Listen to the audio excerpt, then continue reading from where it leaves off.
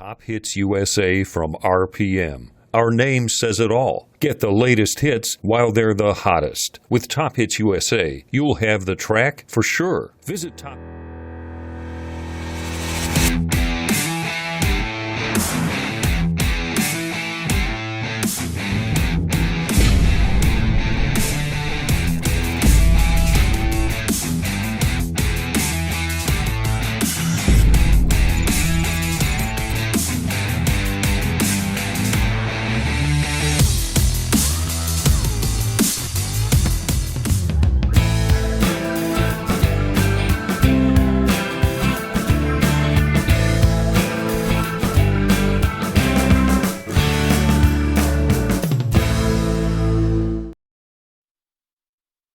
I am. We had to go live here. So we are just about ready. Brian is getting a couple of things. You guys can't hear what Brian's saying. He's getting things around in his studio. I am on here right now. Well, yeah, because it started a countdown. But you're not on the air. I'm just on the air right now, so they're just seeing me.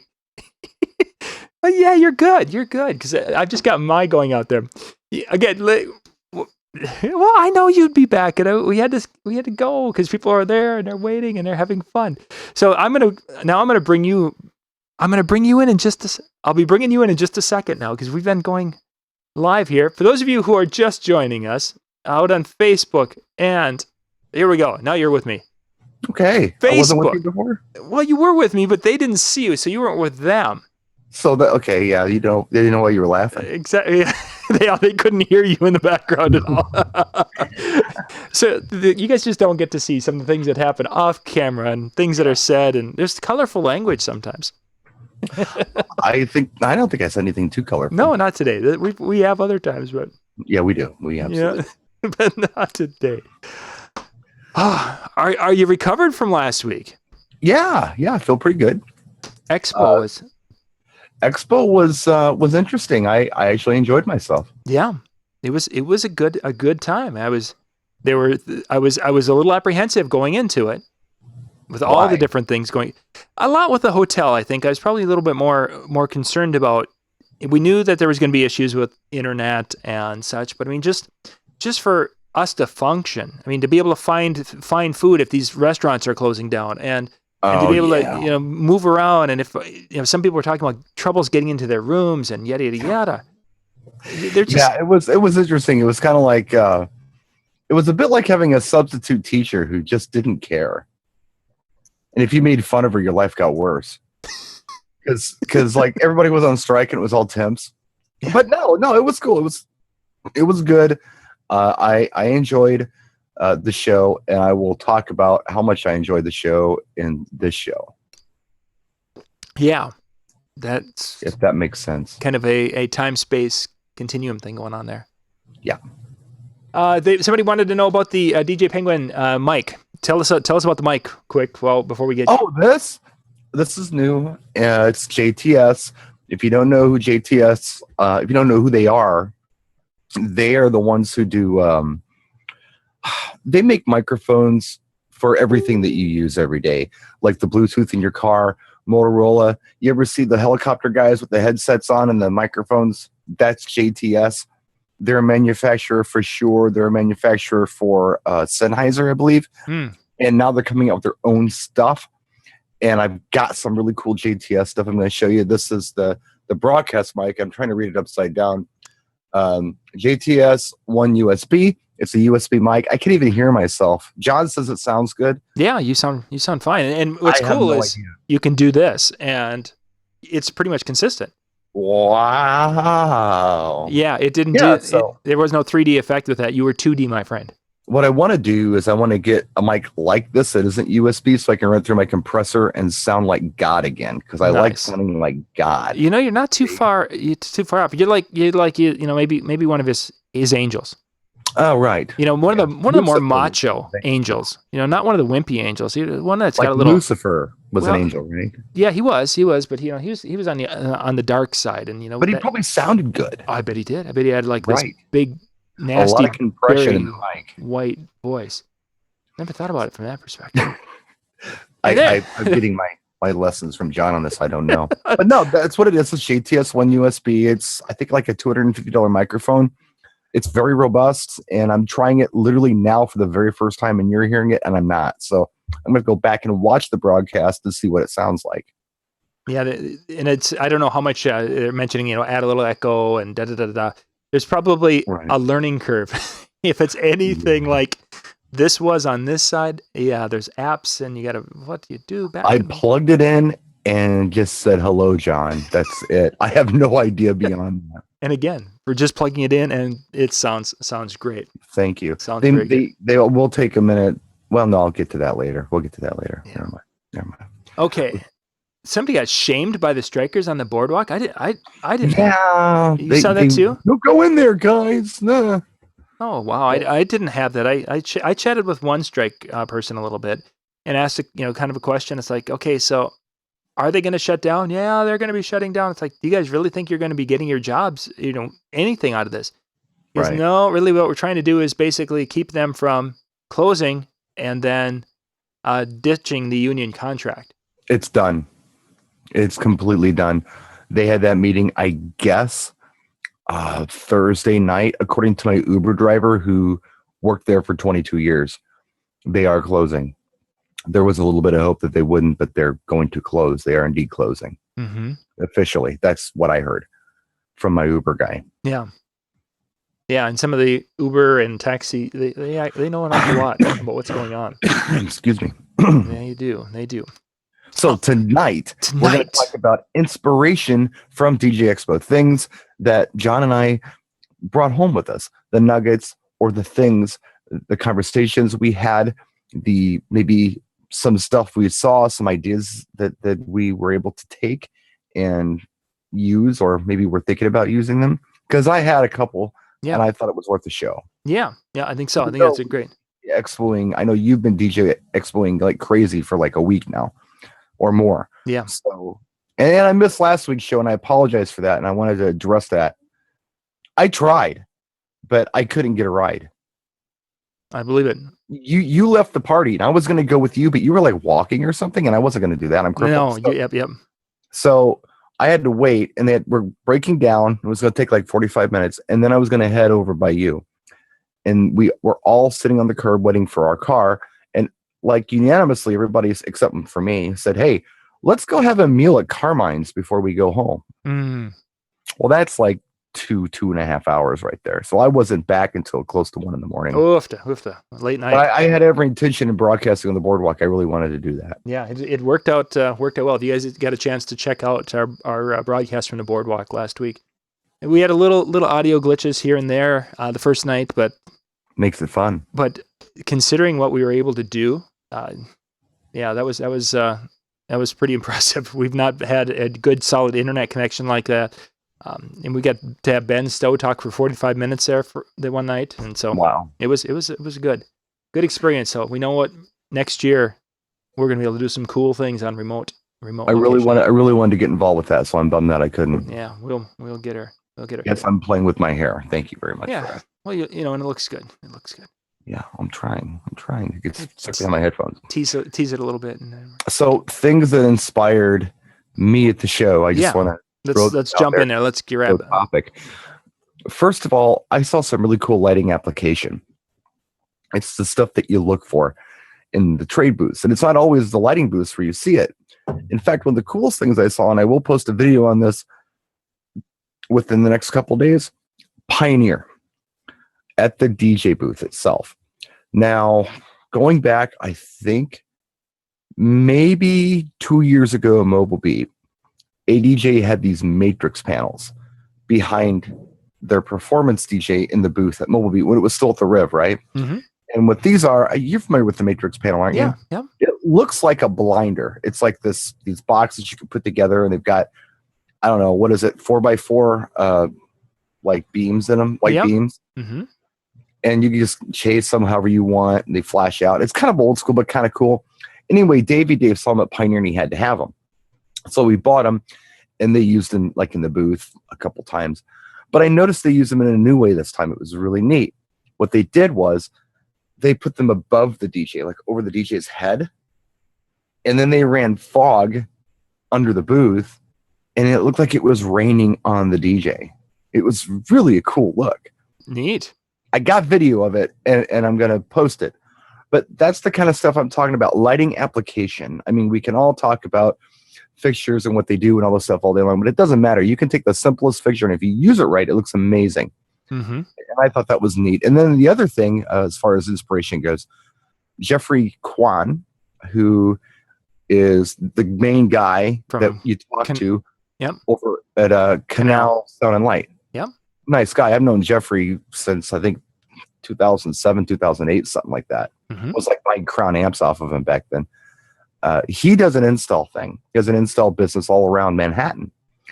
And if we're lucky, we can actually go and have a look at those firsthand. I'll bring the camera and we'll check them out. That's the plan anyway. Yeah.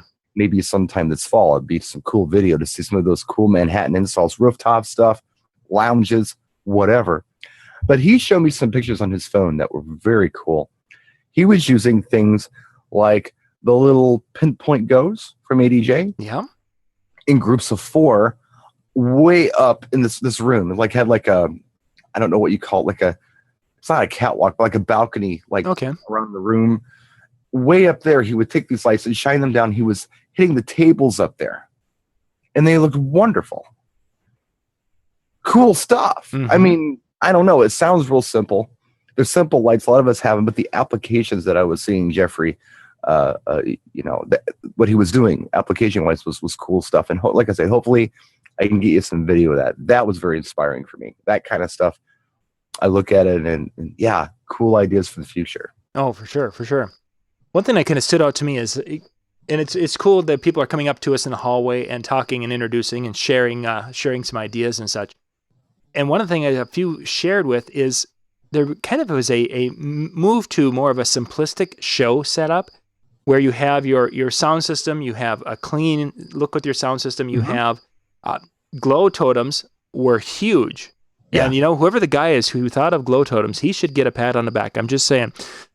He's probably an asshole, but he is. But hey, not everyone from Wisconsin can be. It's not. Can be cool. But like Jeffrey Dahmer. God, now we're going a different direction. But the glow totems and the number of just having a totem, a little glow, and then having a nice moving head at the top. And it was interesting at the launch party. Some of the people were talking as I'm walking around and listening to them before I booked out there. That was one of the things. It's like these focus lights will be awesome on our glow totems. Yeah, small enough and small up there. But they have a kick to them. They're bright and they can do the gobo and they can do different things. It's just that simplistic. I mean, I almost feel to a point like the day of the light tree is gone or is over. I mean, it's really yesterday's light show, and now today we're doing the glow totems with the moving head. It's an interesting option. It's a very interesting option, and you can do neat things with those. I think last week, I don't know if we talked about this on the show or not, but just for fun, I thought it would be cool to see what would happen if you put an Inno pocket wash inside of a glow. Yeah. You mentioned that. I haven't had a chance to check it out. Did you? Oh, wow. Yeah, that video's got like 30,000 hits on it on Facebook. Not the YouTube version, but the Facebook version has like 30,000 hits, lots of shares. I did that, and then I thought, well, what would happen if you ran 2 in a totem? So you have to hang one upside down off the top plate and then have the one right side up. I didn't have 4 Inno pocket washes, so I used 2 Inno pocket Z4s and 2 Inno pocket washes, and they kind of master slaved up together. Neat. Shadows and movement. Call them warp totems. So it's like this new dimension on it. A warp totem. Warp totem. Yeah, because if you watch it, it's like the light's bending. I mean, it's not just the wash inside. You can DMX it so it does just a wash inside. But it was cool to see that movement and to see the shadows happening. Not only within the glow totem itself, but also on the walls around and the floor and such. Mm-hmm. I thought it was cool. Yeah. So a lot of other people are liking it too. I am kind of disappointed that nobody took the initiative at Global Trust America to actually put some moving heads inside of a glow totem, because I think they really would have done themselves a favor if they'd have done it. Mm-hmm. That would have been neat. It's something I just came up with a week ago, but it's not hard at all. I mean, they had washes and Z4s, in the Canal Sound and Light booth. They could have just thrown them in there. But anyway, I'll do more on that. That I think is a hot ticket right now. It's a new spin on the glow totem. Yeah, but definitely. Anyway, neither here nor there. That kind of stuff, is fun to do and fun to come up with. But yeah, there were some fun things that I did learn at the show. Above and beyond that, the guy who I like to talk to, because how you got your guys like Ben Stowe who just know stuff. Mm-hmm. Other guy who knows stuff, and he's so creative, and he has the neatest things, is Jim Baxter from Colorado Sound and Light. Yeah, Jim, the most unassuming guy. He's a little short guy. He's got gray hair. Like, oh, the old man over there with a little booth. That guy has the cool stuff. He creates his own things. It's so smart. The guy is smart as a whip. He showed me some stuff that I thought was neat. One thing he showed me, and I did not get video of it, I told him, send me a pair. He made one pair of these things. You know how you have XLR cables? Yeah, he showed me that. Yeah, tell. Yeah, I did see that. Those were awesome. Okay, so if you've got a run of XLR cables, let's say you've daisy chained 5 XLR cables together. It could be DMX, could be audio, doesn't matter. And one's bad.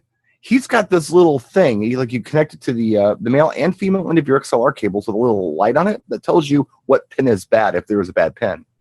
So you can identify your bad cable real easy. And he said that unfortunately the battery that he has for this thing will only work for 25,000 tests. Yeah. So I was like, well, what do we do? Cables, you're going to have to replace the battery. Yeah, it's like, I mean, I'm worried about that already. He built like the prototype. What you saw was the only one he has, but he's ordered parts to build several. As soon as I get them, I will get him in here to demo them because they're neat. Helpful for all of us. I have cables here. I have stacks of them. I'm not sure what's good and what's bad. Yeah. Beyond plugging them in. Now, some people will repair their broken cables. Some people will throw them away. It doesn't matter. At least you can identify your bad cables and what pin is bad on those cables. And that's such a huge thing, because the other day I had found a box of XLRs that I haven't used in a long time. I pulled them out and I started going through. And then I thought, I'm going to go through everything I'm using. Well, the ones I had, and there's some good quality cables in there, I found 4 of my current usage ones, one of which was I had just used it as a mic cable on my mixer the other night. Yeah. And one of the wires was bad. If you started to wiggle, and it's like, well, I must have just been lucky that wasn't, but it was replaced because I don't want to get to a gig and have that happening. Not a chance.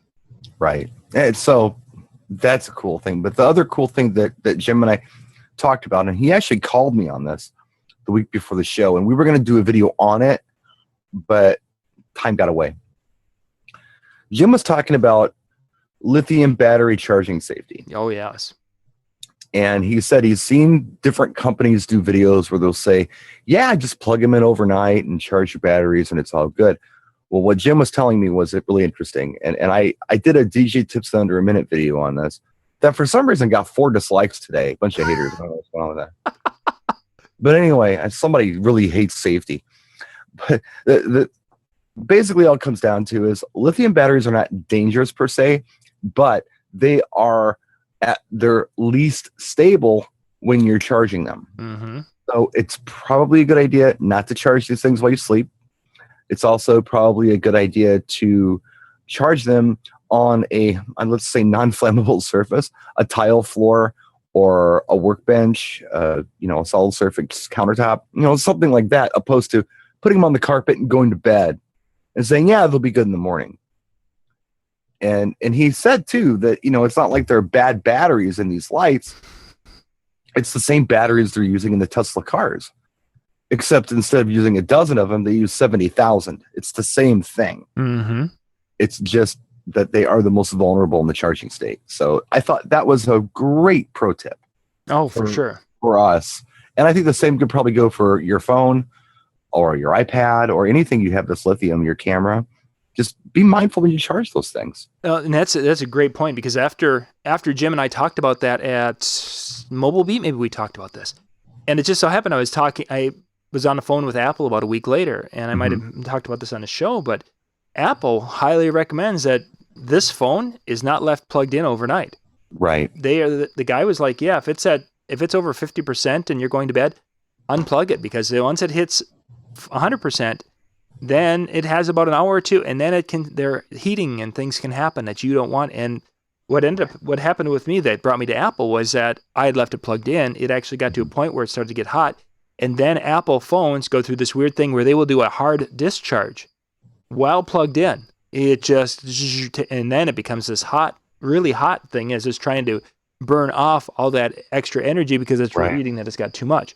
Right. That's crazy crap. But it fits right back into what Jim is saying, that leaving things plugged in, and any manufacturer is telling us now, don't leave it unattended. Plug it in, charge it up, unplug it. And that goes with, hand tools and the weekend handyman. I'm talking to Makita and DeWalt, and everybody's saying that now is make sure, plug them in, charge them up. When they're done, take them off the chargers, which is a little different because our hand tool people, the longest time, were saying, oh yeah, they can just store on a charger. No, not anymore. And it's crazy because that stuff is rapid charge, most of it. Like I have Milwaukee tool. Yeah. That stuff charges in 15, 20 minutes, full charge done. Yeah. So it's kind of lazy not to take those off the chargers. If we're talking about batteries that take 6 to 8 hours to get a full charge in, I guess I'm going to give you a mulligan on if you've been doing this in the past. But yeah, just something to think about. Yeah. Jim's a real cool guy that way. So that was just some of the stuff. Again, and that's what I want to talk about, and we don't have a lot of time left. There were other things, though. One other thing I want to talk about, I got a great idea, actually from JTS, saying people make this, about guest mics. Because I have a wireless microphone that I use as a guest mic. Yes. When I'm in a wedding. And I have to do a certain degree of mic tech with this guest mic. I have to explain, and this is my new JTS mic right here, my wireless.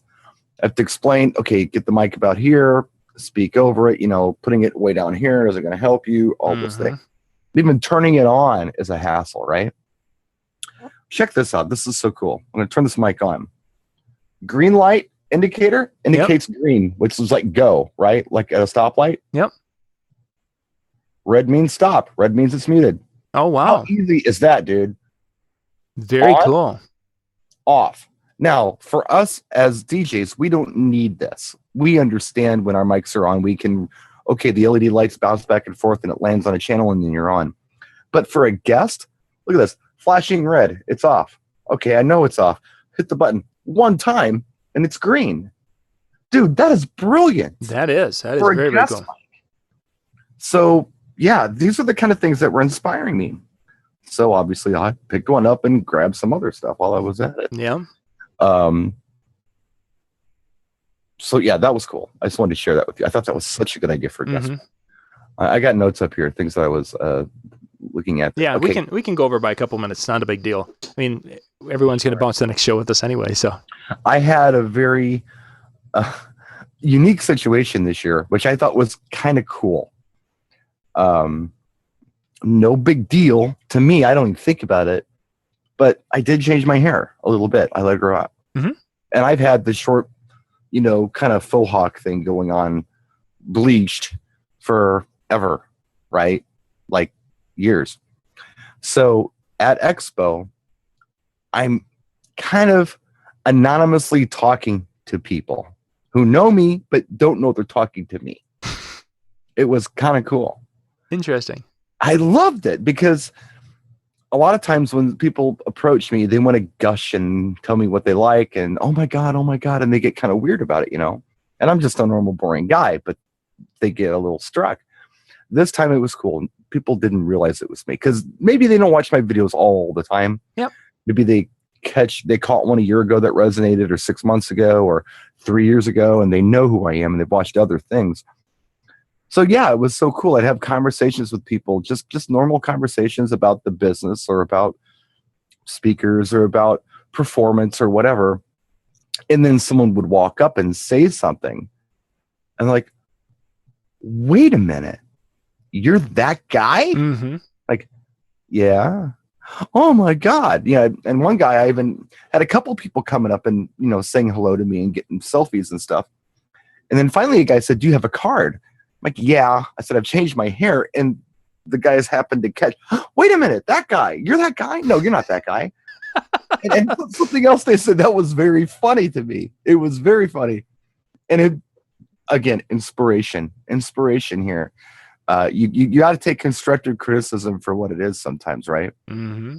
They said, people, I got this a lot. People were saying, wait a minute, you look great. Thank you. So what that tells me is that my lighting is horrible on my videos. Because apparently I look like ass in all my videos. And I go back and look at them in these big bags and it's all wrinkles and the light is just hitting me wrong. It's not flattering. I think we're okay here. Yep. I'm getting light off the two monitors I got in front of me. But when I'm doing my normal videos, I must look absolutely hideous or haggard or something because you look so young and fresh and you're standing up so tall and you look so healthy. And that was kind of funny. Yeah. Microphone. That was JTS, was it? Yeah, JTS. Okay. And you'll be hearing a lot about them. They hit over in, I think, the UK as kind of a more our consumer level kind of stuff earlier last year. And they're just hitting now in the States. So they've got a new distributor and you're going to be seeing, I think you're going to be seeing a lot of them. You're going to be seeing a lot of them on my channel because I'm a believer. Yeah, again, that mic you're working with definitely sounds good. Yeah. So okay, and this is like just a USB broadcast mic, right? Yeah. This is like a handheld that I got that they gave me, and my daughter's in Greece right now. I sent her there for a senior trip. Well, she graduated high school. It's kind of a graduation present. So she was Facebook messaging me, wanted to do a call, and I didn't have a mic handy. I was looking around. I was like, my computer was in my truck because I just gigged. So I just grabbed this thing out of the box and plugged it in. And I was amazed because I could, again, lean way back. Because the other issue you have, when you're talking about guest mics is you kind of got to have them here most of the time. But I'm noticing that this is pretty acceptable with these JTSs. Very nice. It's kind of cool. It's new. I'm sure there are a lot of new microphones that you can do this with too. I mean, in all fairness, the mic that I'm normally using, I'm using like a 7-year-old or 6 or 7-year-old Line 6 and a 34-year-old Sennheiser on the road. So the technology just isn't there, but this new stuff is just incredible. Real happy with it. Let's see. And I know we'll go around a little late, but I just wanted to cover a couple more dumb little things that I kind of enjoyed about the show. I had dinner with somebody different every night. Mm-hmm. And I think that's key. A lot, and I've said this 100 times. My experience at these shows is different than a lot of people's experiences because I'm not doing the seminars. I'm not shopping for gear particularly. I'm there for people. I'm there for inspiration. I'm there to take some video. I think my purpose maybe a few years ago was to get video at the show. Now I feel like my purpose is really just outreach. Yeah, very much so. And just to talk to people and find out what they like about what I do. What can I do to help them and get that feedback and spend time with them. But no, it was fantastic. I ended up in a soul food restaurant one night, way off the path, and had soul food. That was pretty cool. It was like the old Sesame Street. One of these things are not like the other. Me in the soul food restaurant, but no, it was totally cool. Did Carmine's one night. Yeah. Pizza, of course, you do that. Did Hard Rock Cafe with some friends. Nice. I always recommend that. And you can really sit and spend time with people when you're having dinner with them. Yeah. And talk about all kinds of neat stuff. And I even took time just to sit and talk to people when we were eating. Having coffee or whatever. But it was always someone different. I didn't go out with the same person all the time. And I'm really close with Gabe and Dina at Scrim King. They're very good friends of mine. And whenever I go to Expo, I look forward to hanging out with them. And I really missed them this year. Yeah. But I will say their absence forced me to spend time with other people. And that was a gift. Because I got to meet some really nice people. And spend good time with people that I normally wouldn't have been able to. Yeah. Yeah. Definitely a good trip there. On a personal note, I had to explain my disability a lot to people who didn't know me. And that's a good thing. Because People would say things to me like, "Here, hold this," and they give me this big box. I'm like, I can't do that. Well, why not? Like, what, you better than me? I'm like, no. No, I'm disabled. Yeah, right. No, really. And I'd have to show them because I was walking pretty good, I guess. I was walking well. I was carrying myself well. And that was, when your family sees you every day, they may not see the improvements, or they may, and you think they're just being nice to you. But when someone who doesn't know you looks at you and says, "Yeah, right, there's nothing wrong with you," you know you're improving, and that was good for me. That was motivation. That was inspiration. So, just a few things I want to throw out there, things that I liked about the show personally that I got out of them, and worked a half hour with that shit. Good stuff. Good stuff. Yeah, I'm not Drax. I'm a different guy. Sorry. Yes. Yeah. You went with the Drax show. Get him back on. Get him back on. We'd be going on for another half hour. I am so down with Drax. By the way, Drax is a friend of mine. Drax had tonight was probably one of the best nights we've had, and we've had some good nights with good information. But tonight, he really honed in on the beginning DJ thing. And if you guys didn't get a chance to watch tonight, I caught some of it. I was kind of prepping for this, but I did catch some of it. And for those of you wondering, part of my job when Drax is on is, let me back up. When I'm on with Ben Stowe, it's to interpret Ben speak. You're right. I don't speak Ben. So I have to sometimes interpret. I have to ask the questions you guys would ask, and sometimes that means I've got to play the rube and ask the dumb questions. But that's okay. That's what I do.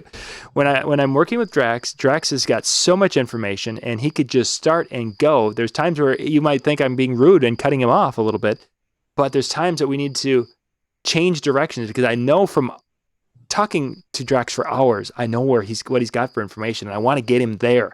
Because I know he's got something valuable for you guys. Yeah. And that was what happened tonight on a couple of occasions. So don't think I'm being rude to Drax. No, it's just I was listening. Now that was good stuff. I tuned in when he was talking about somebody sues you. Yeah. I checked that segment out. That was pretty good. And I completed it before I went and he again, very knowledgeable. And if you ever get a chance and you're sitting down and talking, just to want to talk lawsuits in the DJ industry, because he hears about them. Because of not only DJs giving him the horror stories, but because of having connections with the insurance company that supplies the ADJA. And, there's some scary things. Okay, gang, we're going to put the link up into the description here. We're going to wrap this up, and we'll be back in just a few minutes on show 2. It's in the description. We'll see you in just a couple.